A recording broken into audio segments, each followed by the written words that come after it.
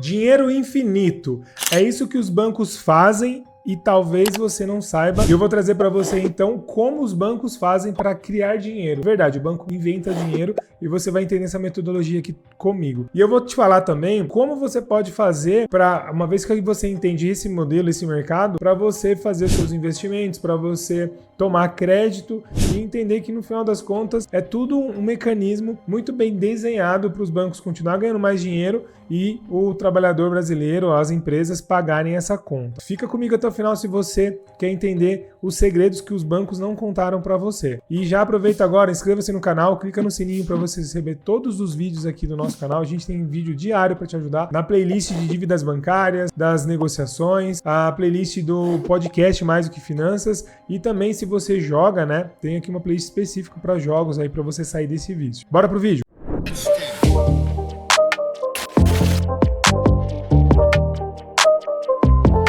O nosso sistema bancário, ele é um sistema muito robusto, então o mundo inteiro admira e tem até alguns casos que os outros países vieram aqui entender como funciona o nosso sistema bancário. Diferentemente de crises que aconteceram lá fora, nos Estados Unidos, por exemplo, em outros países, aqui no Brasil isso não ocorre com tanta facilidade, porque o mecanismo brasileiro ele é muito robusto. É muito difícil ter um banco aqui no Brasil e é muito raro você ver bancos quebrando agora, né? Teve nos anos 90 para trás ali, era até comum, porque era um mercado mais aberto, ele era menos segmentado e menos regulamentado, e aí foram fechando as portas e criando um modelo onde os grandes bancos são os detentores ali do monopólio do dinheiro e fazem as regras e você e eu pagamos essa conta. Então eu quero trazer no vídeo de hoje qual é a metodologia que o banco faz para inventar dinheiro. E de verdade você vai perceber que às vezes quando você toma um crédito emprestado no banco e você não consegue pagar e você fica pensando, nossa, eu sou uma pessoa má, eu não vou conseguir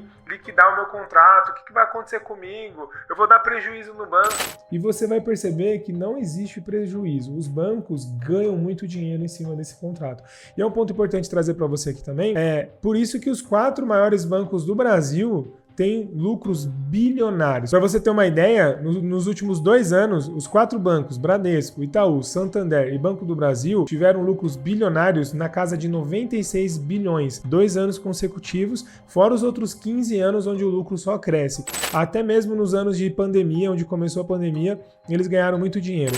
E quem pagou a conta? Nós, mais uma vez. Então vamos lá, eu vou trazer várias formas que o banco faz para ele inventar dinheiro. A primeira forma que o banco faz é a questão da sua reserva fracionária. Então, vamos pegar um exemplo aqui, eu vou desenhar para vocês, para você ver como funciona. Então, imagina que você pegou o dinheiro, como é que funciona a atividade bancária, né? Você pegou o dinheiro, você estava querendo colocar um dinheiro, você foi lá no banco e depositou o dinheirinho lá que você tinha guardado, porque você achou que era muito, muito perigoso deixar o dinheiro na sua casa, debaixo do colchão ali. Beleza. O banco pega esse dinheiro e empresta para uma outra pessoa ou para uma empresa que precisava de dinheiro para fazer as atividades ali funcionar, a pessoa estava com dívidas e tal. Então essa pessoa recebe esse dinheiro e aí o banco combina com essa pessoa que ela vai pagar juros e mais o valor principal que foi o valor que você emprestou para ela, que o banco emprestou para ela. Vamos imaginar que nesse exemplo aqui seja 100 mil reais e aqui também seja 100 mil reais. E aí o banco pega e devolve para quem fez o primeiro aporte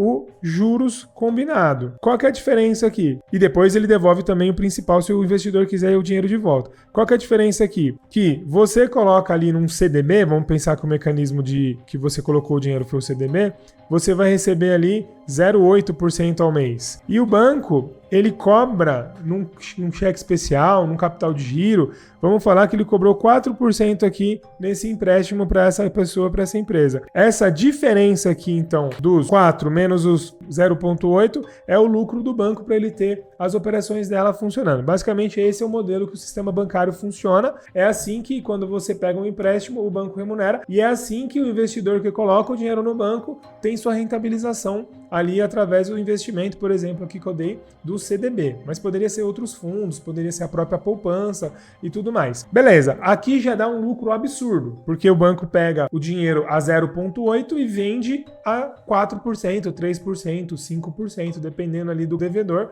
da análise de crédito e das garantias. Beleza, isso é o padrão, todo mundo fala sobre isso. O que o banco não conta? Vamos lá. Vamos imaginar, então, que quando você, investidor, coloca o dinheiro no banco, beleza, o exemplo que eu falei aqui, o banco, ele tem que guardar um percentual desse valor e aí ele faz o empréstimo para essa pessoa. Essa pessoa, por sua vez, recebe o dinheiro e deposita em outro banco. E aí, o índice de Basileia fala que quando o banco recebe esse recurso, ele pode emprestar até 10 vezes o valor que foi aportado lá. Então, por exemplo, se você depositou 100 mil reais no banco, ele pode emprestar 1 milhão de reais nesse mecanismo.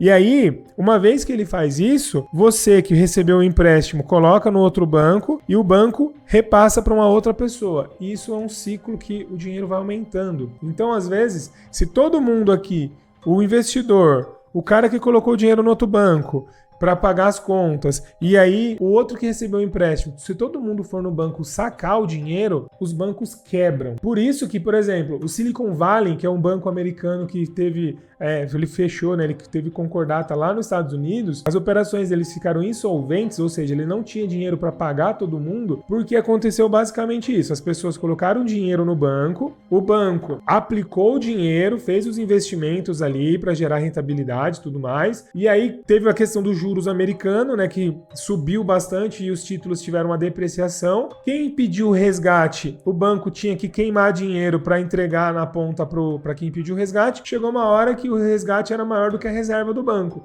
E aí o banco falou: amigo, não tenho dinheiro, quebrei. Esse modelo que eu tô falando para você, vai acontecer a mesma coisa. Se todo mundo que depositar o dinheiro sacar, o banco quebra. Então por isso que quando tem crises no banco, crise financeira, bolsa de valores, acontece alguma coisa, uma das primeiras medidas protetivas aí do governo é limitar saque. Fala assim, ó, vocês não podem sacar todo o dinheiro, travou agora no mercado. Por quê? Quando ele faz isso, ele protege as instituições financeiras de quebrar. Mas isso é uma questão de crise. Quando não tem crise, o banco está ganhando. A operação que ele emprestou aqui, ele ganhou um valor, aí ele ganha outro valor aqui e outra pessoa que ganha aqui. Então, com um valor investido, ele pode ganhar até 10 vezes o spread bancário que foi feito ali. Então, é aí o pulo do gato para o sistema financeiro brasileiro ser tão robusto e fazer tanto dinheiro. Não só no Brasil, mas no mundo, mas esse é uma das questões. Mas aí a gente tem outro ponto que o banco faz dinheiro também que ninguém te contou. Vamos lá. Pensa assim, ó. Nesse exemplo de novo, você colocou seu dinheirinho lá, aí o banco emprestou para uma pessoa, essa pessoa não pagou o banco, ela não devolveu o dinheiro aqui, ela ficou inadimplente, ela faz parte ali dos 70 milhões de brasileiros que estão com o nome sujo que não conseguem pagar a dívida. Beleza, o que acontece aqui então? O banco tem que devolver o dinheiro para esse cara aqui, tem que pagar os juros. Se ele não recebeu o combinado, o que vai acontecer? Ele vai ter um prejuízo. E aí como funciona o sistema de provisionamento que o banco faz para não ter esse tipo de quebra, né?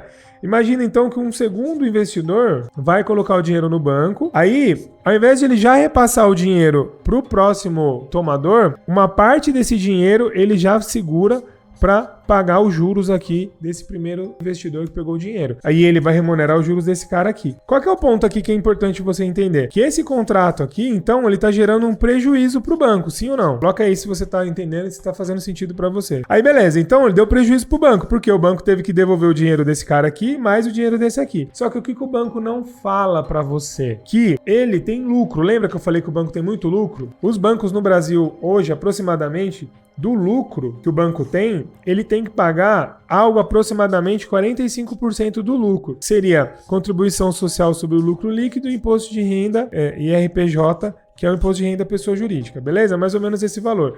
Então, se o banco teve um lucro de 100 mil reais na operação lá de empréstimo, dos juros, dos produtos, de tudo que o banco faz, ele teria que pagar 45 mil reais de impostos, que é a participação dele aqui nesse lucro, beleza? Só que o que acontece no Brasil? O banco é uma empresa de lucro real. O que quer dizer isso? Quer dizer, então, que o lucro real, você tem o seu lucro, e aí do lucro você vai deduzir seus prejuízos, você vai ter ali as perdas, né, que você vai colocar aqui, e aí você vai pagar o imposto sobre o que foi líquido. Então, o que o banco faz? Esse primeiro empréstimo que ele fez ali, que ele não recebeu, vamos pensar que seja 100 mil reais. Essa pessoa deve ter pago algumas parcelas. Vamos imaginar que nesse exemplo aqui, na bola de neve, ele pagou ali 20 mil reais de parcela ali, com juros e tudo mais. Beleza? Esse contrato que estava aqui, 100 mil reais, começa a subir o valor, o banco vai corrigindo, falando, ó, esse 100 mil que você está me devendo agora está sendo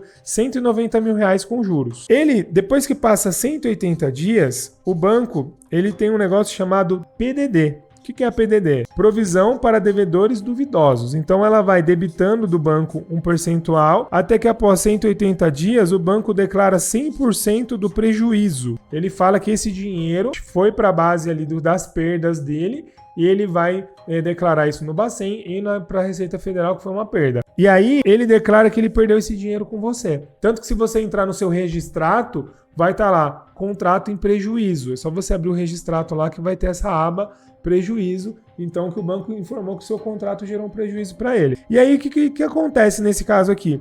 É aqui onde ele começa a dar desconto. Ele permite gerar um desconto sobre o valor da dívida. Isso pode chegar até um valor abaixo do valor principal que você pegou. Por que o banco é bonzinho e te empresta um valor abaixo do que ele te emprestou? Porque ele já ganhou 20 mil aqui, ele já deixou de pagar desses 100 mil reais aqui, desses 190 mil, ele vai pegar 45% desse imposto, que vai dar 85.500 reais que ele não vai pagar de impostos. Então 85 com 20 mil, o banco já teve um lucro de 105.500 reais, ou seja, pagou o valor que ele te emprestou. Aí você faz uma proposta para o banco para matar esse contrato por 30 mil, 30% do principal. O banco aceita, por quê? 20 com 30, 50 com 85, 135 mil reais é o valor que o banco recebe do seu empréstimo que você pagou atrasado. Você pagou depois lá na liquidação. E aí percebe que o banco ganhou dinheiro, ele inventou dinheiro em cima disso aqui. Tem gente que não faz esse mecanismo que é o tudo ou nada, continua pagando, pega 100 mil e paga 300 mil. É assim que o banco continua tendo lucros bilionários. Fez sentido para você? Essas são as estratégias que os bancos fazem, fora a questão de produto, serviço, eles têm participação em empresas. Então, os bancos no Brasil hoje, eles são um grande conglomerado que dominam realmente aí a economia, as finanças por conta desse volume. São bilhões de reais, trilhões de reais aí administrados e quem paga a conta somos nós. Então, uma vez que você entende essa metodologia, quando eu falo para você da estratégia tudo ou nada, que é você ajustar o seu fluxo de caixa para você pagar o valor justo, é com base nessa metodologia aqui, que o banco não tem prejuízo, ele não vai lesar as pessoas. Todo mundo está recebendo, todo mundo está conseguindo se adequar. É isso que eu quis trazer para você. Tem mais coisa que eu posso compartilhar sobre o mecanismo dos bancos. Então, se você gostou desse vídeo e quer vídeos mais com esse detalhe, né? Se você quer mais vídeos assim, coloca nos comentários aqui que vai ser um prazer gravar esse vídeo para você. Pela sua atenção, muito obrigado. Te conto no próximo vídeo. Antes de você ir para o próximo vídeo, lembre-se de me seguir aqui nas redes sociais, Márcio Carribeiro. Deixe o seu like e já inscreva-se no canal também. Vai nas playlists aí que tem muito conteúdo para você acompanhar aqui. Um abraço, até mais.